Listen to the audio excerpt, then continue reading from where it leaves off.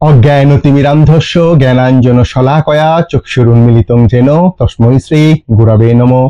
শ্রীকৃষ্ণ চৈতন্য প্রভু নিত্যানন্দ শ্রী অদ্বৈত কথাধর শ্রীবাসাদি গৌর ভক্তবৃন্দ। হরে কৃষ্ণ কৃষ্ণ কৃষ্ণ হরে হরে, হরে রাম রাম রাম হরে হরে। মায়াপুর শ্রী চৈতন্য মঠ ফেসবুক এবং ইউটিউব চ্যানেলে আপনাদের সুস্বাগতম। প্রথমেই পরমারাধ্য গুরু মহারাজের রাতুল চরণে জানাই ভুল লুণ্ঠিত সংখ্যাতীত সাষ্টাঙ্গ দণ্ডবত প্রণাম। তিনি যেন সদা সর্বদা জয়যুক্ত হন এবং আমাদের প্রতি উনি যেন কৃপা কটাক্ষ বর্ষণ করেন। এরপর সমস্ত আচার্যগণ, সমস্ত ভক্তিমতী মায়েদের, সমস্ত গুরু ভ্রাতা ও ভগিনীগণের চরণে জানাই অনন্ত কোটি দণ্ডবত প্রণাম। তারাও যেন এই অধমকে অনেক অনেক কৃপা কটাক্ষ বর্ষণ করেন। থাম্বনেল দেখে আপনারা বুঝতেই পেরেছেন যে আজ চাতুর্মাস্যের জিনিস যেগুলো আছে সেগুলো আপনাদের সামনে আনতে চলেছি। কিন্তু তার আগে একটা অদ্ভুত জিনিস আপনাদের সামনে আনতে চাই। কিছুদিন আগে পরম পূজ্যপাদ শ্রী শ্রী ভক্তিসুধীর পর্যটক মহারাজের সাথে একটা বিষয় নিয়ে কথা হচ্ছিল। তো আমি সেখানে জীবনাকে জিজ্ঞাসা করছিলাম যে যারা এই মঠে মন্দিরে আসেন বা যারা এই ভাগবত রাজ্যে প্রবেশ করেন তাদের জাগতিক সমস্ত জিনিস যেন ধূলিসাৎ হয়ে যান। উনি বলেছিলেন একদমই না। আমি বললাম কি বলছেন মহারাজ? বলছেন এই দেখো না, আমাদের প্রভুপাদের ব্যাস পুজো চুরি হয়ে গেল। শতশ্রী, অষ্টোত্তর শতশ্রী যে নাম সেটা চুরি হয়ে গেল, কিন্তু তার ভাবধারাটা কি চুরি হলো? ভাবধারাটা কিন্তু চুরি হলো না। অথচ সেই জিনিসগুলো চুরিটা কিন্তু ঠিক হয়েই যাচ্ছে। আমি খুব মজা করে বললাম তাহলে ভাগবত রাজ্য তাহলে চুরি হয়? উনি বলেছিলেন হ্যাঁ হয়। সেই রকমই একটা বিষয় যেটা হচ্ছে প্রভুপাদ এই জিনিসটি নিজে করেছিলেন এবং আমাদের জন্য উনি শিক্ষা দিয়েছিলেন। তো অনেকেই বলেন, কারণ আমরা এই জিনিসটা সর্বদাই শুনে এসেছি শ্রৌত পন্থায় সবকিছু করা যায়, কিন্তু আজকাল তো কলিকাল, বিশেষত ধন্য কলি, সেক্ষেত্রে সবাই এই জিনিসগুলো প্রমাণ চায়। তাই আজ এই বিষয়গুলো উপরে আমি ছবি আকারে দিয়ে দেবো, আপনারা সেগুলো দেখতেই পারেন। তো প্রথমেই আসি যে চৈতন্য ভাগবতের মধ্যখণ্ডের দশম অধ্যায় 632 নম্বর পাতায় আছে যে ভক্তিযোগে নারদ, দেবর্ষি নারদ পুরাকালে বেদার্থ বেত্তা যে মুনিগণ পরিচারিকার গর্ভে জন্মগ্রহণ করেছিলেন এবং চাতুর্মাস্য উপলক্ষে মুনিগণ একত্র অবস্থান করতে থাকলে তিনি অযাচিতভাবে তার সেবা ও উচ্ছিষ্ট ভোজন করেছিলেন। তৎকিঞ্চনে চিত্ত দর্পণ পরিমার্জিত হয়ে ভাগবত ধর্মে তার রুচি জন্মে। তাই প্রথম কথা, এই চাতুর্মাস্য ব্রত করা উচিত। অনেকেই বলেন কেন করব? কোথায় লেখা আছে? পুরাণে কি এই জিনিসের কোনো উল্লেখ আছে? তো প্রথম প্রমাণ হচ্ছে এইটা। স্কন্দ পুরাণের নাগর খণ্ডে 3753 নম্বর পাতায় আছে। সুত গোস্বামী বললেন যে সুত, এ বিষয়ে আমার একটা কৌতূহল জন্মেছে।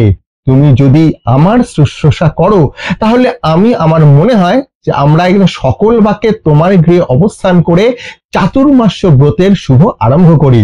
অতএব আপনি সত্য বচন করে বলুন, আমরা এই চাতুর্মাস্য ব্রত আমরা এখানে পালন করব। সেই চৈতন্য ভাগবতে একটা মজার জিনিস আপনাদের বলি। আদি খণ্ড 16 অধ্যায় 353 নম্বর পাতায় কিছু লোক এই রকম একটা জিনিস বলেছিলেন যে চাতুর্মাস্যকালে ভগবান বিষ্ণু তো শয়ন করেন, সুতরাং শ্রাবণ, ভাদ্র, আশ্বিন ও কার্তিক মাসে ভগবানকে কখনো জ্বালিও না, বা আমরা এখনকার ভাষায় বলি কৃষ্ণ নাম উচ্চারণ করে ডিস্টার্ব করো না। ওই সময় কৃষ্ণ কীর্তন করলে তার যোগ নিদ্রা ভঙ্গ হতে পারে। অতএব এইসব এখন কিছু করা ঠিক নয়। দেখুন, তখনকার দিনে চাতুর্মাস্য ব্রত বা শয়ন একাদশীর পরে যে জিনিসগুলো হয় সেই জিনিসগুলো কিভাবে আমাদের মিসগাইড করা হয়েছিল, কিন্তু মহাপ্রভু সেই জিনিসকে নস্যাৎ করেছিলেন এবং তিনি নিজে চাতুর্মাস্য ব্রত করেছিলেন। তো কি বলছে? তো চাতুর্মাস্য জিনিসটা, মূল জিনিসটা কি বলছে? বেদশাস্ত্রে অনেক স্থলে চাতুর্মাস্য যাজির কথা এবং চাতুর্মাস্যের কর্মসত্ত্ব উল্লেখ আছে। ধর্মশাস্ত্রে বলছে যে সৎকর্মীগণ চাতুর্মাস্য ব্যবস্থার অভাব নাই। পুরাণের মধ্যে নানা স্থানে এই চাতুর্মাস্য ব্রতের কথা দেখতে পাওয়া যায়। আধুনিক স্মৃতি নিবন্ধেও চাতুর্মাস্য সম্পর্কে অনেক জিনিস পাওয়া যায়। আমরা মূলত কোথায় কোথায় জিনিসগুলো নিচ্ছি? আমরা হরিভক্তি বিলাস নিয়েছি, উদ্ধব সন্দেশকে নিয়েছি, রঘুনন্দন কৃত্যতত্ত্ব নিয়েছি, এবং বিভিন্ন যে জিনিসগুলো আছে আমি আস্তে আস্তে বলবো, সেগুলো চাতুর্মাসে ব্রত সম্বন্ধে এই সমস্ত কথা আমরা এখানে দেখতে পাই। এবং সর্বোপরি কাঠক গৃহ্য সূত্রেও জাতি ধর্ম নিরূপণে এই পাঠে আমাদের এই চাতুর্মাস্য ব্রতের কথা শুনেছি। তো আমরা কি বলি কথাটা? একরাত্রং বসেদ গ্রামে বর্ষা ভানুষ্য বর্ষাসু মাংসাস্য চতুর্বশেদ, অর্থাৎ একদণ্ডী জ্ঞানী এবং ত্রিদণ্ডী ভক্তগণ তো বটেই, উভয়ই চাতুর্মাস্য ব্রত ধারণ করতে পারেন। শ্রী শঙ্কর মতাবলম্বীরাও চাতুর্মাস্য ব্রতের কথা এখানে বর্ণনা করেছেন। শ্রী ভগবান গৌর সুন্দরও চাতুর্মাস্য উপস্থিত হলে কাবেরীতে শ্রীরঙ্গম মন্দিরে 4 মাস কাল বাস করেছেন, এবং শ্রী গৌরীয় ভক্তগণ 4 মাস কাল লীলাচরে শ্রী গৌর পাদপদ্মে প্রত্যেক বৎসর সেটা পালন করতেন। তথা অবস্থানকালে উনি লীলা কথা এবং সমস্ত গৌরীয় ভক্তগণের সঙ্গে মহাপ্রভু সেখানে আনন্দ কীর্তন করতেন। এই আমাদের প্রমাণাদি সামনে আমরা পাই যে শ্রী রঙ্গক্ষেত্রে আইলা কাবেরীর তীর, শ্রীরঙ্গ দেখিয়া প্রেমে হইলা অস্থির, শ্রীমত্ত হইয়া ভট্টের দ্বারে কইল প্রভু বাস, তাহা ইয়া রহিল প্রভু বর্ষা 4 মাস। চাতুর্মাস্য মহাপ্রভু শ্রী বৈষ্ণব সনে গঙ্গাইল নৃত্য গীত শ্রীকৃষ্ণ সংকীর্তনে। চাতুর্মাস্যের পুনঃ দক্ষিণে গমন, এখানে পরমানন্দ পুরীর কথা বলা হয়েছে। ব্রতের এই উদ্দেশ্য বা গুরুত্বটা কি? চাতুর্মাস্য ব্রতের মূল উদ্দেশ্য হলো সংযম এবং আত্মনিয়ন্ত্রণের মাধ্যমে ভগবত ভক্তিটাকে বাড়ানো। এই ব্রত কেবল যাগযজ্ঞ বা কর্মকাণ্ডের জন্য নয়, বরং মন এবং শরীরকে সংযম রেখে ঈশ্বর সেবায় স্থির থাকার জন্য পালন করা উচিত। যারা ব্রত পালন করতে পারেন না, তাদের উচিত অন্তত কার্তিক মাসে নিয়মিত জপ এবং সেবা করা। ব্রত পালনের সময়কাল কি? অনেকেই বলেন যে অনেক পঞ্জিকাতে আমরা দেখছি যে শয়ন একাদশী থেকেই চাতুর্মাস্য করছেন, কিন্তু প্রভুপাদ গুরু পূর্ণিমা থেকে এটা করেছিলেন। প্রমাণ হিসাবে উনি নিয়েছিলেন কি? উদ্ধব সন্দেশ 375 নম্বর পাতায় আমরা এটাকে পাই যে সাধারণত আষাঢ় মাসের শুক্লপক্ষা দ্বাদশী থেকে কার্তিক মাসের শুরু এবং দ্বাদশী পর্যন্ত পালন হয়। আর কেউ কেউ আষাঢ়ী পূর্ণিমা থেকে কার্তিক পূর্ণিমা বা কর্কট সংক্রান্তি থেকে সৌর কার্তিক মাসের শেষ পর্যন্ত এটা পালন করছেন। তো চাতুর্মাসের মূল কি কি নিয়ম আপনারা এখানে স্ক্রিনে দেখতেই পাচ্ছেন, যে এখানে প্রথমটা বলছে হরিভক্তি বিলাস অনুসারে দিনে একবার প্রসাদ গ্রহণ করা উচিত, প্রত্যহ স্নান করা উচিত এবং ভগবত ভক্তিতে স্থির থাকা উচিত। বিলাসবহুল বিছানায় শোয়া বা মাটিতে শোয়া এগুলি করা উচিত, বা বিলাসবহুল বিছানায় শোয়া উচিত না এবং মাটিতে শোয়া উচিত। লবণ, তেল, মধু, ফুল, ঝাল, টক, তেতো, অতি মিষ্টি, ক্ষারযুক্ত ও কষাযুক্ত খাবার এড়িয়ে চলা উচিত। দই, দুধ, ছানার ডাল, রান্না করা খাবার এবং মধু, মাংসজাত দ্রব্য সম্পূর্ণরূপে ত্যাগ করা উচিত। এই লাইনটা শোনা মাত্র অনেকের মনে একটা কৌতূহল জাগে, বৈষ্ণবেরা কি মাংসাহার করে? যদি না করে তাহলে মাংসজাত দ্রব্য সম্পূর্ণরূপে ত্যাগের কথা কি করে বলল? ভিডিওটা দেখতে থাকুন, আমি শেষে এর ব্যাখ্যাটা দিচ্ছি। শারীরিকভাবে সক্ষম হলে একাধিক অন্তর বা একদিন অন্তর উপবাস করা উচিত। চুল, নখ কাটা, দাড়ি কামানো ইত্যাদি বিলাসের সমস্ত কাজ এড়িয়ে চলা উচিত। মৌনব্রত পালন করে মনোযোগ বাড়ে এবং নিরবিচারে হরিনাম করা যায় সেটা করা উচিত। মাটিতে বসে বিনা থালা বাসনে খাওয়া উচিত, প্রভুপাদ করেছিলেন, এবং দীনতার প্রকাশ করা উচিত। পান বা তাম্বুল গ্রহণ একদম বিধিবদ্ধভাবে বর্জনীয়। যোগাভ্যাস করা, তবে ভক্তি যোগ সর্বোত্তম বলে এখানে বিরচিত হয়েছে। রাতের বেলা খাওয়া, পঞ্চদ্রব্য পান, তীর্থ স্নান, অনুরোধ ছাড়া খাবার খাওয়া, হরিমন্দিরে কীর্তন ও শাস্ত্র আলোচনা করা এবং সর্বসাধারণের সাথে শাস্ত্র পাঠ করা বিধিযোগ্য বলে ঘোষণা করা হয়েছে। চাতুর্মাস্য রহি গৌর বৈষ্ণব চলিলা, রূপ গোসাই মহাপ্রভুর চরণে রহিলা।